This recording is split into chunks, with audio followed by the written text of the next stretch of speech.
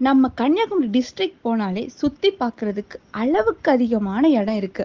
அதுல ஒண்ணுதான் நம்ம பேச்சிப்பாறை அணை. நாகர்கோயில்ல இருந்து பேச்சிப்பாறை டேமுக்கு சுமார் 43 கிலோமீட்டர் தூரம் இருக்கு. அதுவே தக்கலையில இருந்து போறதா இருந்தா வெறும் 26 கிலோமீட்டர் தான்.